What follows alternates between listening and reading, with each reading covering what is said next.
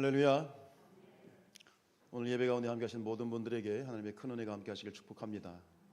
참 기다렸던 비가, 정말 간절히 기다렸던 비가 내리고 있네요. 너무 감사하고, 또 오늘 예배 가운데 함께 하신 모든 우리 가족들에게도 하나님 은혜의 단비가 내리기를 축복합니다. 우리 이병수 권사님 기도하신 것처럼 우크라이나, 또 러시아, 또 미얀마도 마찬가지고 이 땅 가운데 비극들이 속히 끝났으면 좋겠어요.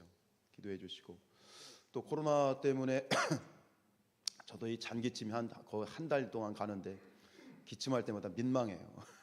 용서하시고 그래도 그냥 기도해 주시고, 오늘도 코로나 때문에 뭐 확진이 되어서 혹은 가족들 가운데 확진이 또 되고 접촉자로 오늘 예배 가운데 함께하지 못한 우리 가족들 많이 있는데, 분명한 것은 조만간에 이 모든 상황이 정복될 줄로 믿습니다.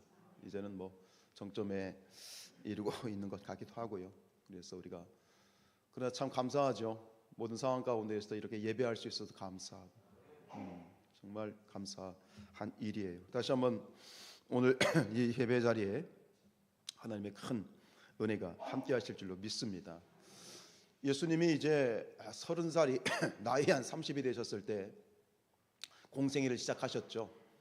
공생애, 우리가 보통 공생애 하니까 그 의미도 모르고 쓰는 경우가 많은데, 공생애라는 공적생애라는 말입니다. 즉 하나님의 일을, 사역을 본격적으로 이제 감당하시기 위해서 30의 사역을 시작하셨는데, 예수님이 공생애를 시작하시는 그 시작점에서 예수님께서 두 가지를 경험하시죠. 첫 번째는 뭐냐면 세례 요한에게 세례를 받으신 사건과, 또 한 가지는 이 광야에, 유대 광야에 가서 40일 동안 금식하시면서 마귀에게 시험을 받으신 사건이에요. 그것이 이제 사역을 시작하시는 그 부분에 있어서 마치 하나의 그 통과 의례와 같이 그 과정을 통과하시고 나서 본격적으로 이제 사역에 돌입을 하시게 되는데, 오늘 우리가 읽었던 이 마태복음 3장과 4장 이 부분은 두 가지 이야기를 함께 공유하고 있어요. 아마 에어컨을 좀 트셔야 될 거예요. 지금 습해가지고 약간 에어컨을 좀 틀어주셔야 될 것 같아요. 자, 우리 16절 17절 말씀 읽죠. 자, 시작. 예수께서 곧 물에서 올라오실새 하늘이 열리고 하나님이 비둘기같이 내려 자기 위에 임하심을 보시더니, 17절 하늘로부터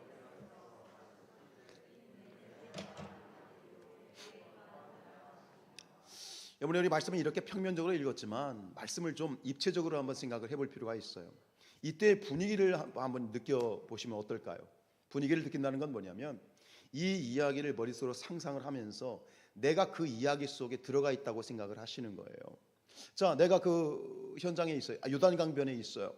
예수님이 세례를 받으신, 내 눈앞에서 지금 예수님이 세례 요한에게 세례를 받고 계신 거예요. 그런데 갑자기 예수님이 세례를 받으시는데 하늘이 활짝 열리는 거예요. 열리면서 성령이 내려오시는데 비둘기같이 성령이 쫙 임하시면서 예수님 머리에 임하시는 거죠. 그러면서 동시에 하늘에서 우리와 같은 소리, 보통 하나님의 목소리는 천둥과 같이 들린다고 그러잖아요. 우리와 같은 하나님의 음성이 들리면서 이는 내 사랑하는 아들이요 내 기뻐하는 자라. 한번 상상을 해보세요. 만약 여러분이 그 자리에 있다면 어떤 기분이 드실 것 같아요? 이게 보통 기분은 아니겠죠, 그렇죠? 보통 느끼는 그런 기분은 아닐 거라고요. 베드로가 예수님이 베드로와 두 명의 제자, 세 명의 제자를 데리고 기도하러 산에 올라가셨는데, 갑자기 예수님이 기도하시던 예수님의 모습이 어떻게 해요? 빛과 같이 환하게 바뀌는 거야. 그러더니 어디서 나타났는지 이 구약에 이미 돌아가신 이 엘리야와 모세가 나타나셔서 예수님과 함께 대화를 나누고 계신 거예요. 그 모습을 보고 있다가 베드로가 뭐라고 얘기하죠? 깜짝 놀라면서, 아마 베드로의 심정이 바로 우리의 심정이 아닐까 싶어요. 그 모습을 보면서 감격에 차서 한다는 말이, 여기 있는 것이 좋사오니 초막셋을 지읍시다. 이 말은 다른 말은 뭐냐면 여기가 천국입니다. 우리 데려가지 말고 여기 천국, 여기서 삽시다. 그런 거죠. 아마 이 지금 예수님의 세례를 받으신 이 사건, 하늘이 열리고 성령이 임하시고 하나님의 음성이 들렸던 이 자리에 있다면 우리 똑같은 고백을 했을 것 같아요. 와, 여기가 천국이다. 이제 뭔가 기가 막힌 일이 벌어질 것 같고 뭔가 놀라운 하나님의 일이 이제 쫙 펼쳐질 것 같은 그런 기대감이 딱 생기지 않겠어요? 그런데 바로 16절 17절이 끝나고 4장 1절에서 분위기는 전혀 우리가 기대한 것과 다르게 진행이 돼요. 1절 말씀 읽죠. 시작. 그때에 예수께서 성령에게 이끌려 마귀에게 시험을 받으러 광야로 가서. 여러분, 우리가 성경을 읽을 때에 우리는 뭐 마태복음 3장, 마태복음 4장 이렇게 돼 있어서 애시당초 성경이 이렇게 몇 장 구분이 되어 있다고 생각하기 쉬운데, 사실은 원래 성경은요 장 구분이 없었어요. 그래서 후에 학자들이 이 성경을 우리가 이해하기 쉽도록 성경을 구분한 거죠. 사족을 붙인 거죠. 근데 원래 성경에 이런 게 없어요. 그렇다면 이 3장 4장 구분 없이 읽으면 이게 연속된 사건인 거예요.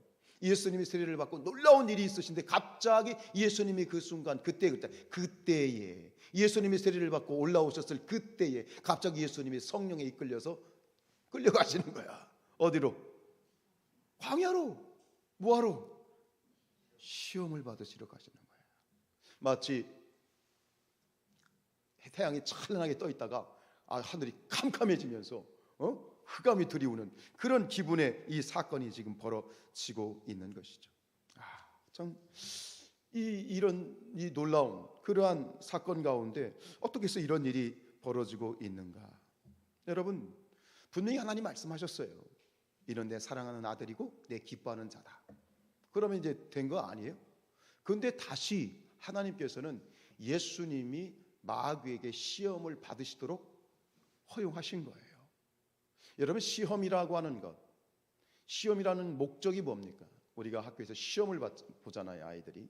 그리고 어디 뭐 입사를 하려면 시험을 봐야 되고. 시험이라는 것이 왜 필요하죠? 시험의 목적은 지금의 나의 상황을, 나의 실력의 정확한 상황을 진단을 해서 부족한 것은 채우고 그 사람의 실력이 업그레이드되고 그리고 보충되어질 수 있도록 하는 것이 시험이에요. 오늘 예수님의 시험도 같은 맥락에서 볼 수 있어요. 지금 분명히 하나님께서도 내 기뻐하는 자라고 말씀하셨는데 하나님은 예수님을 시험의 자리로 이끌고 있어요.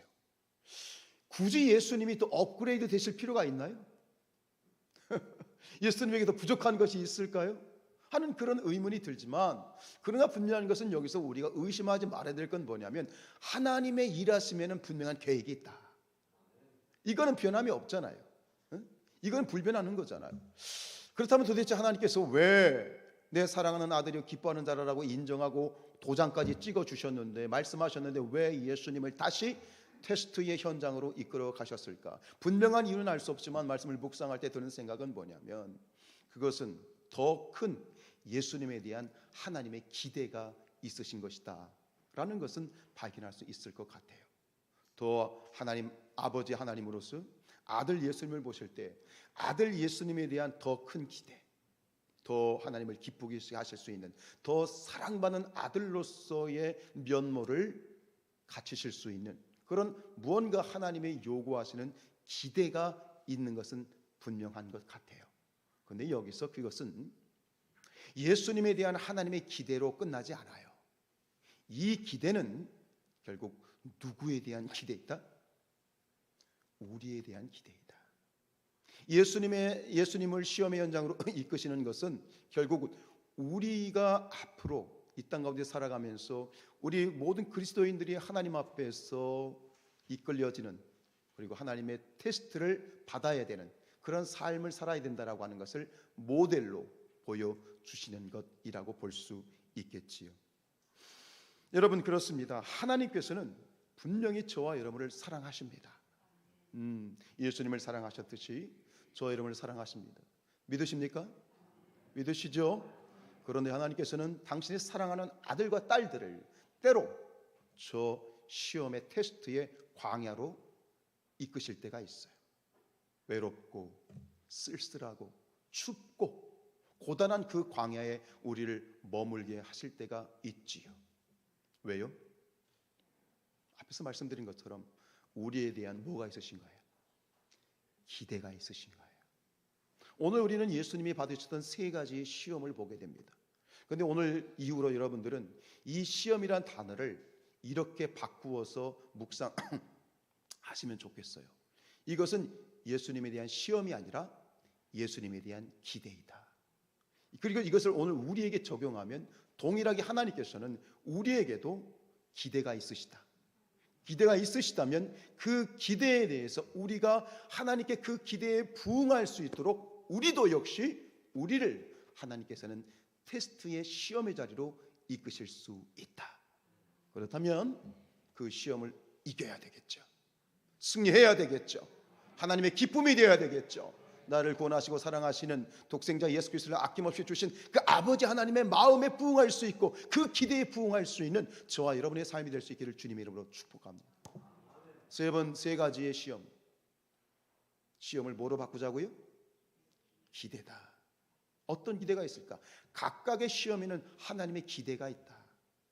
그런데 오늘 이것을 자세하게 샅샅이 뒤지지는 않겠어요. 간략하게 지나가면서 결론을 맺고 싶은데, 첫 번째 시험 잘 아시죠? 첫 번째 시험이 뭐죠? 이 돌들을 떡덩이가 되어 먹어라 라고 하는 거죠. 자, 우리 3절 말씀 읽겠습니다. 시작.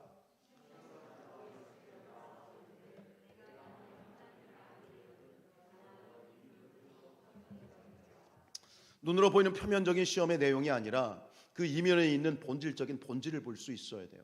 시험의 본질, 앞으로 말씀드린 것처럼 이 모든 시험의 본질은 하나님의 기대가 담겨 있다. 그렇다면 이 첫 번째 시험의 본질은 뭘까요? 그것은 뭐냐? 내가 하나님의 뜻만을 따라서 살아가는 자가 되기를 원하신다. 사실은 이것은 모든 시험의 똑같은 주제예요. 누구의 뜻?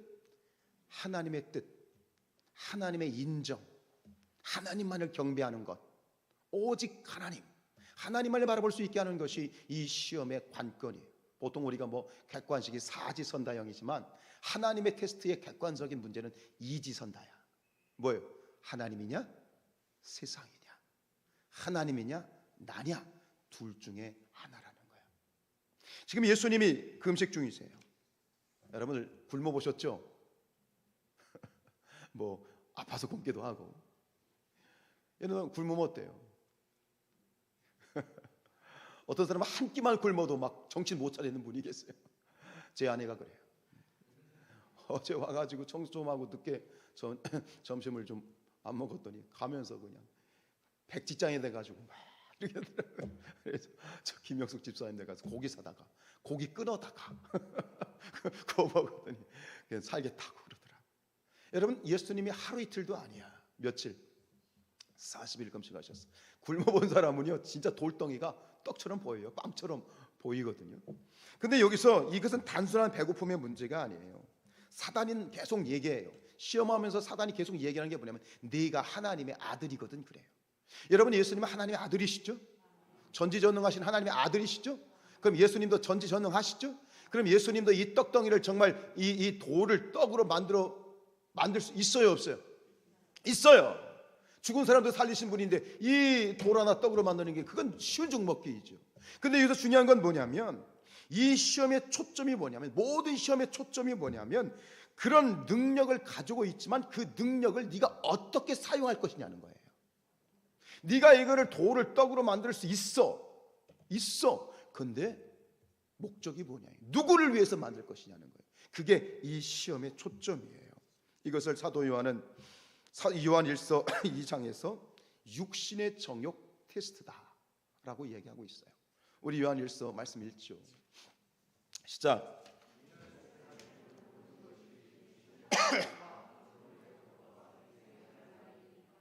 아버지로부터 온 것이요 세상으로부터 온 것이라. 미리 말씀드리면 이 세 가지 시험은 결국 이거예요. 육신의 정욕, 안목의 정욕, 이생의 자랑이에요. 첫 번째 시험은 육신의 정욕에 대한 시험이고, 두 번째 뛰어내려라, 이것은 안목의 정욕에 대한 시험이고, 세 번째 나한테 경배해라, 내가 다 줄게, 이것은 이생의 자랑에 대한 시험이에요. 동일한 거죠. 근데 놀라운 건 뭔지 아십니까? 이 시험은 태초부터 시작이 됐다는 거예요. 선악과가 그래요. 먹음직도 하고 보암직도 하고 지혜롭게 할 만큼 탐스럽기도 하죠. 이게 뭐냐? 이게 육신의 정욕, 안목의 정욕, 이생의 장애. 무슨 얘기예요? 성경의 모든 역사를 통틀어서 사단의 시험은 공통적으로 세 가지라는 거예요. 근데 그 세 가지 시험을 예수님은 지금 이 현장에서 다른 타이틀로 받고 계신 것 뿐이에요. 여러분, 이것은 무엇이냐? 내가 능력을 가지고 있지만 그 능력을 어떻게 사용할 것이냐, 누굴 위해서 사용할 것이냐, 무엇을 위해서 사용할 것이냐는 그러한 이 초점이 있는 거예요. 그런데 이 시험은요, 우리가 매일마다 겪고 있는 시험이에요. 예수님이 당한 시험이라고 해서 이것이 어떤 거창한 시험 아니에요. 우리 삶 가운데 아주 밀착되어 있는, 우리가 피할 수 없는 시험의 모습들이라고 하는 거예요. 우리가 날마다 물질과 돈을 사용할 때마다 이 시험을 경험하고 있어요. 인생의 광야에서 이 물질의 시험을 피할 수 있는 사람은 아무도 없어요. 쓸 수 있어요. 내 손 안에 돈이 있어요. 내가 쓸 수 있는 돈이 있어요. 1,000만 원 있고 1억이 있고 뭐 몇십억이 있어요. 근데 난 이건 내 자유야. 내가 내 마음대로 쓸 수 있어. 그런데 문제는 뭐예요? 이것을 어떻게 사용하느냐? 선택이죠. 하나님께서는 이 선택의 순간에 무엇을 선택할 것인가? 내 뜻에 따라서 내가 원하는 것을 위해 사용할 것인가? 아니면 하나님의 말씀과 하나님의 뜻에 따라서 사용할 것인가? 이게 시험의 본질이에요. 시험의 본질이에요. 목사님, 그렇잖아도 참 힘든데 하나님 뜻대로 정직하게 물질을 사용하고 정말 정직하게 사업을 한다면 돈 벌 사람 없습니다. 목사님, 못 삽니다. 이렇게 항의하고 싶으신 분이 계실지 모르겠습니다. 그러나 성경은 뭐라고 약속합니까? 성경이 우리에게 약속하는 약속이 무엇입니까? 어떤 경우에도 하나님의 뜻이 가장 중요한 선택의 기준이 되고 하나님의 뜻에 따라서 내 인생과 물질을 사용하기로 결심한다면 그 뒤는 내가 책임져 줄게. 이게 성경의 약속 아닙니까? 마태복음 6장 33절 시작. 그런즉 너희는 먼저 그의 나라와 그의 의를 구하라. 그리하면 이 모든 것을 너희에게 더하시리라. 이 모든 것을 너희에게 더하시리란 말은 한마디요. 내가 책임져 줄게. 네가 말씀에 따라서, 진리에 따라서, 내 뜻에 따라서 살아간다면 끝에는 내가 책임져 줄게. 이 이야기죠. 여러분, 우리가 내게 물질이 많이 있느냐 없느냐 하는 것은 사실 중요한 게 아니에요.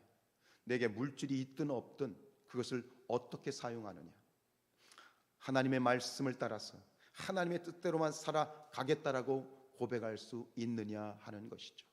그때 어떤 일이 벌어집니까? 물질로부터 자유로워지는 거예요. 물질의 정욕, 육신의 정욕으로부터 자유하게 되고 그 자유하게 되었을 때 하나님께서는 우리에게 이렇게 말씀하시고 싶어 하는 거예요. 그래, 정말 너는 내 사랑하는 아들이고 내 사랑하는 딸이고 내 기뻐하는 자이구나. 주님은 이렇게 말씀하시고 싶어 하는 거예요. 이런 하나님의 예수님이 받으셨던 그 놀라운 칭찬을 여러분들이, 저와 여러분이 함께 받기를 주님의 이름으로 축복합니다. 말씀을 이렇게 묵상하는데 어느 페이스북에 올라온 글이 있더라고요. 그 글의 제목은 이거예요. 목사에게 성공이란.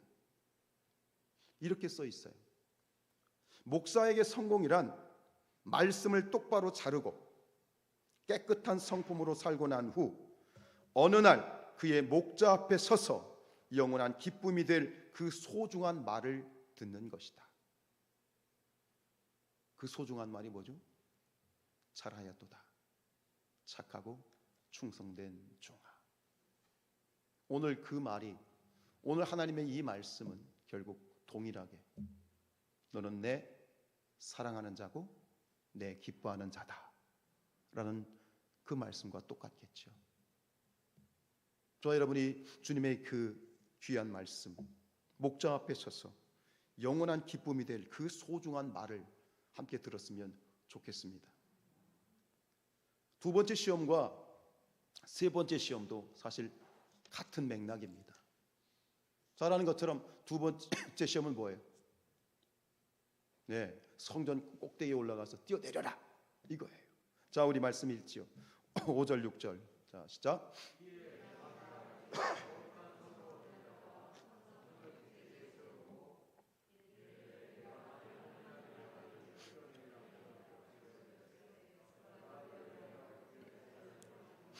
그들이 손으로 너를 받들어 발이 돌에 부딪히지 않게 하리라 하였느니라.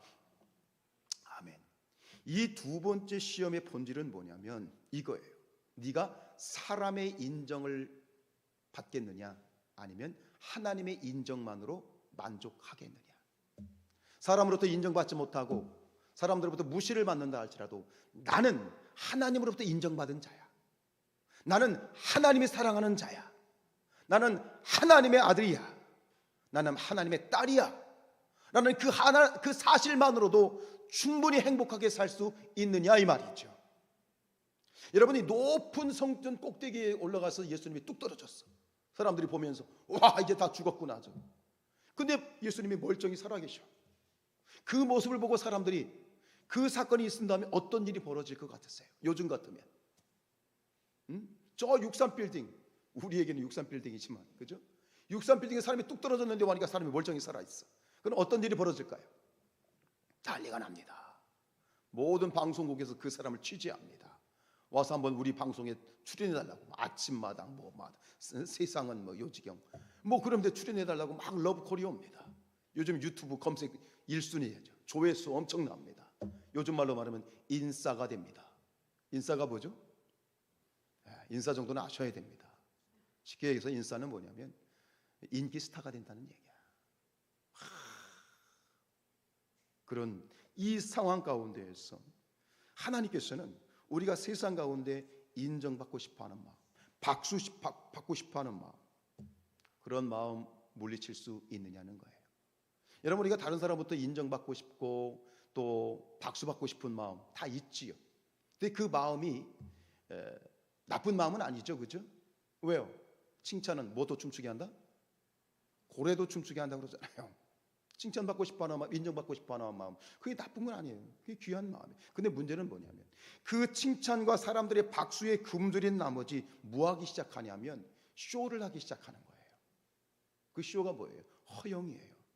그래서 있는 돈 없는 돈 다 긁어 모아가지고 명품을 하나 들고 다녀야 그래야 될 것 같고, 그 돈이 없으니까, 명품 살 돈은 없으니까 뭐 하는 거예요? 짝퉁. 짝퉁이라도 들고 다녀야 될 것 같은 이 연극 배우가 무대에서 연극을 하는 것처럼 결국은 이 인생의 무대에서 척하는 거예요.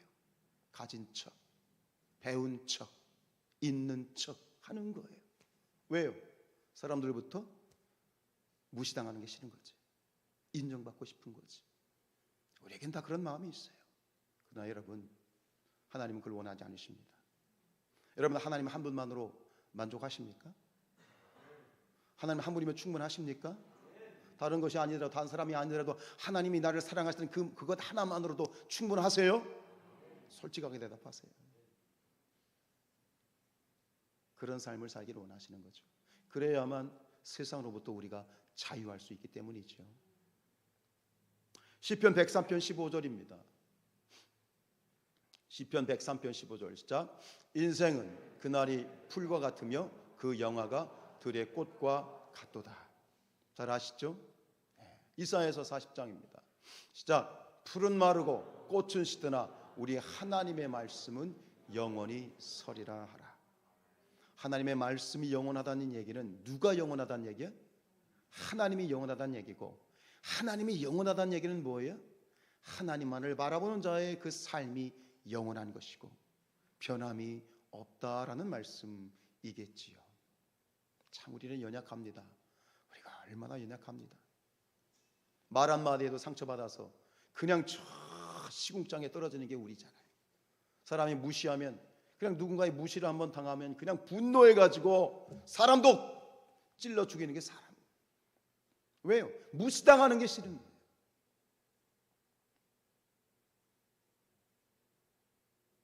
하나님 한 분이면 족한가? 이것이 두 번째 시험이에요. 사람의 인정과 사람의 인기와 사람의 박수로부터 자유할 수 있는 그런 저와 여러분의 삶이 되시기를 주님 이름으로 축복합니다. 세 번째 시험은 뭐죠? 나한테 절해라, 나한테 경배해라. 그럼 이 세상 모든 영광을 너에게 주겠다라는 시험이에요. 우리 8절 9절입니다. 시작. 마귀가 너 그를 데리고 지극히 높은 산으로 가서 천한 만국과 그 영광을 보여 이르되 만일 내게 엎드려 경배하면 이 모든 것을 내게 주리라. 이 시험의 본질은 뭐냐? 오직 나만을 경배하는 그런 자가 되기를 원하시는 하나님의 기대예요. 앞에서 말씀드린 것처럼 이 시험의 본질은 동일해요. 하나님이냐 세상이냐, 하나님이냐 인기냐, 하나님이냐 세상의 영광이냐, 둘 중에 하나죠. 여기서 똑같아요. 나만을 경배해라. 근데 이 얘기가 뭘까요?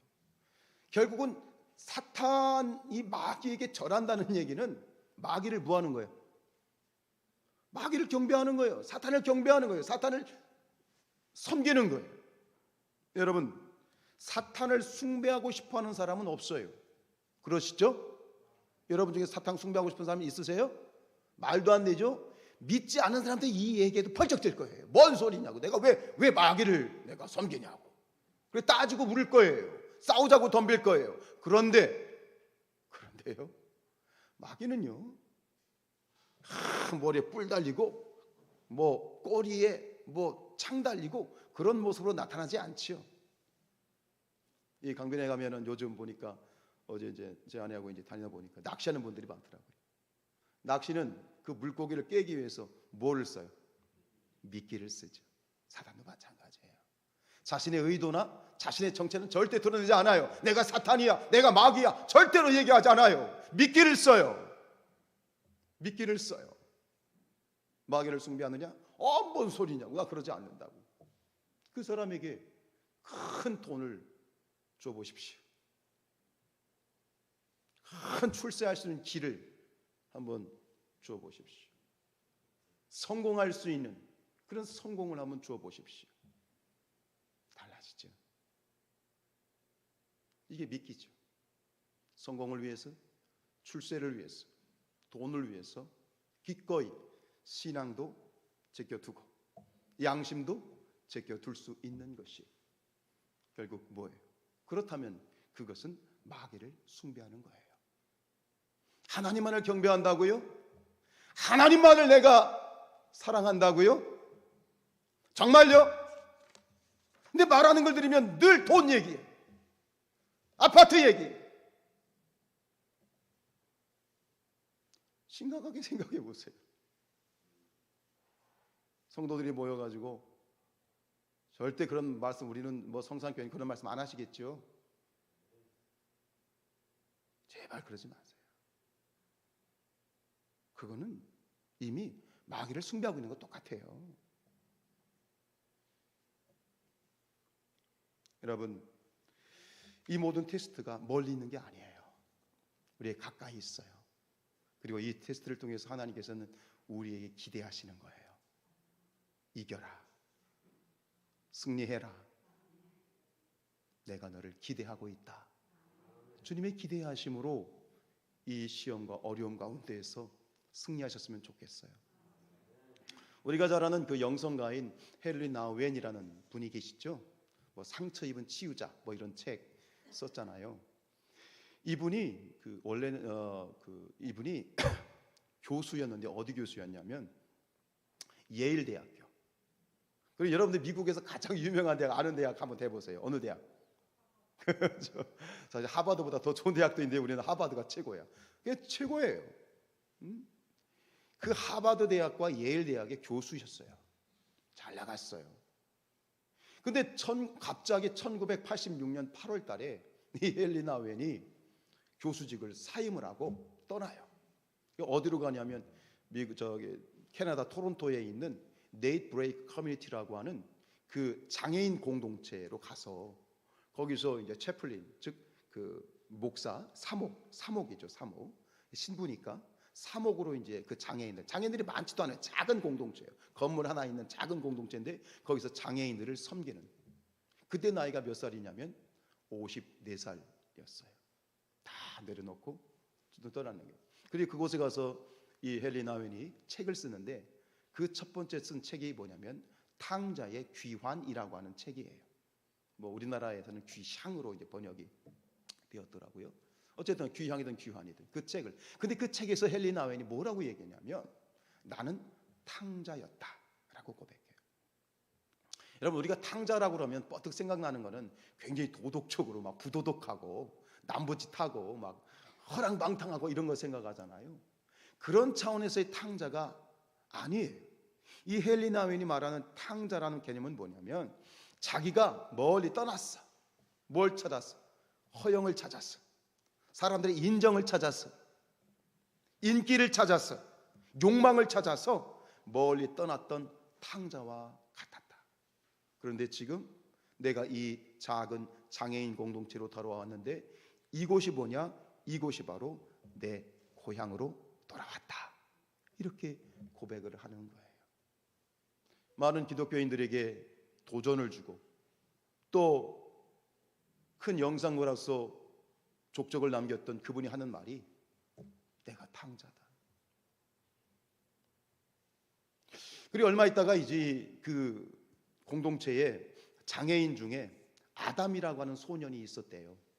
근데 그 아담이라는 소년이 이제 헨리 나웬이 잘 이렇게 섬겨주고 하니까 감사했는지 말을 떠듬떠듬거리면서 이렇게 이야기를 하더랍니다. 나는 당신이 너무 좋아요. 당신을 사랑합니다. 근데 그때 이 헨리 나웬은 그 아담의 목소리가 하나님의 음성으로 들리더라는 거야. 하나님의 목소리가 들리더라는 거야. 어떤 목소리? 너는 내 사랑하는 아들이요 내 기뻐하는 자다. 예수님이 세례 받으실 때 그 들었던 그 소리, 그 소리로 이 헨리 나웬이 들리더라는 거지. 얼마나 기뻤을까요? 얼마나 기뻤을까요? 여러분, 인류의 시험은 태초부터 시작이 되었습니다. 말씀드렸던 것처럼 예수님이 받으셨던 세 가지 시험은 사도 요한이 얘기한 것처럼 육신의 정욕이고 안목의 정욕이고 이생의 자랑의 시험인데 이 시험은 이미 태초에 시작이 돼요. 창세기 3장 6절 시작. 여자가 그 나무를 본즉 먹음직도 하고 보암직도 하고 지혜롭게 할 만큼 탐스럽기도 한 나무더라. 선악과예요. 선악과가 바로 그 선악과 안에 육신의 정욕과 안목의 정욕과 이생의 자랑이 담겨 있는 거고 예수님도 똑같이 우리가 겪어야 될 그 시험을 예수님도 똑같이 경험을 하셨던 거예요. 뭐예요? 첫 번째, 두 번째, 세 번째 다 이 성경이 똑같은 맥락으로 흐르고 있어요. 근데 여러분, 아담이 성공했어요? 실패했어요? 실패했어요. 아담은 실패했어요. 인류는 실패했어요. 저도 실패했고 여러분도 실패했고 우리 모두는 다 실패했어요. 그런데 한 분, 오직 한 분이 성공했어요. 그분이 누구예요? 예수 그리스도. 그런데 그 예수 그리스도가 무엇으로 이 시험을 통과하셨어요? 예수님 무엇으로 이 시험을 이기셨어요? 무엇으로요? 말씀으로요. 자세히는 우리가 보지 않았지만 예수님이 이 사단의 유혹에 대해서 세 번 말씀하신 이 세 가지 말씀은 구약의 신명기에 있는 말씀이 모두 다 신명기에 있는 말씀으로 사단을 이기셨어요. 우리도 그렇게 이겨야 되겠죠. 여러분 어떻게 생각하십니까? 지금 하나님께서 여러분들을 보시면서 한번 여러분들 상상을 해보세요. 여러분들 보면서 하나님께서 기쁜 마음으로 너는 내 사랑하는 자고 내 기뻐하는 자라 라는 그런 말씀을 하실 것 같으세요? 그런 말씀을 들을 수 있으실 것 같아요? 왜 말씀을 못해? 예? 아멘? 역시 믿음이 좋으세요. 여러분, 저는 그렇게 생각해요. 이미 우리는 예수 그리스도 안에서 하나님께서는 우리의 모습이 어떻든, 지금 저와 이런 모습이 어떻든 하나님께서는 우리에게 동일하게 말씀하세요. 너는 내 사랑하는 자고 내 기뻐하는 자라. 이인구 권사야, 너는 내 사랑하는 딸이고 내 기뻐하는 자다. 아멘. 이병순 권사야, 너는 내 사랑하는 아들이고 내 기뻐하는 자다. 자격이 돼서요? 아니요. 믿음 보시고. 그런데 여러분, 100번 우리가 시험을 받아서, 사단의 시험을 받아서 100번 실패해도 주님은 똑같이 말씀하실 거예요. 믿으십니까? 그게 복음이죠. 그게 복음 안에 있는 거잖아요. 그런데 그렇게 끝나지는 않았으면 좋겠어. 신앙에 오기가 있잖아. 한 번이라도 싸워서 이겨야 될 거 아니야. 예? 이미 우리는 충분히 사랑받고 더 이상의 사랑을 주실 수 없어요. 하나님은 우리 이미 100%의 사랑을 받고 있는 자들이에요. 믿으세요? 예수님이 통해서 주신 그 사랑은요, 더 이상 주실 수 없는 최고의 사랑이에요. 그 사랑을 받은 자들이에요. 할렐루야. 그런데 이왕이면 한 번이라도 한번 멋지게 날려서 사탄을 이겨보자고, 한 번이라도 제대로 승리해보자고. 이거죠. 우리의 목표가 이거죠. 예수님을 보십시오. 예수님이 하셨던 것처럼 말씀으로 하나님 말씀은 살았고 운동력이 있어 좌우의 어떤 날 생각보다 예리해서 우리의 혼과 영과 관절과 골수를 찔러 쪼개는 성령의 검인 하나님의 말씀, 이것이 예수님의 승리의 비밀이었어요. 우리 사랑하는 성산의 가족들이 좀 더 말씀을 가까이 하셨으면 좋겠어요. 얼마 전에 우리 어느 분하고 목사님이 얘기를 하다가, 요즘 우리 성도님들이 너무 말씀을 멀리 있다. 느낌 자체가 바쁘고 힘드니까, 피곤하니까 그냥 주일날 나와서 예배 드리는 것만으로 감사해요. 근데 그것이 아니라 사단과 세상 가운데서 싸워 이기고 시험을 이기기 위해서 우리에게 말씀이 필요하다 하는 그런 얘기를 했어요. 이 사순절기를 보내면서 저는 여러분들에게 도전 드려요. 성경 일독 한번 해보시죠. 힘들면 신약이라도 한번 일독해 보시죠. 어제 어느 집사님 댁에 들렸더니 그 가게에 성경책이 딱 펴져 있더라. 말씀을 이제 펴놓고, 아니 어떻게 이렇게 바쁘신데 그랬더니 하루에 10장은 내가 읽는다. 얼마나 기뻤는지 몰라요. 말씀이 이 시험을 이기는 뭐야? 비밀이야. 뭐라고요? 말씀이에요. 이 말씀으로 한 번이라도, 100번 실패해도 상관없어요. 천국 가요. 하나님 사랑하셔. 그러나 이왕이면 오기가 있잖아요. 한 번이라도 사단과 맞닥떠서 승리할 수 있는, 그래서 주님의 기쁨이 될 수 있는 저와 여러분의 삶이 되옵소서. 아멘.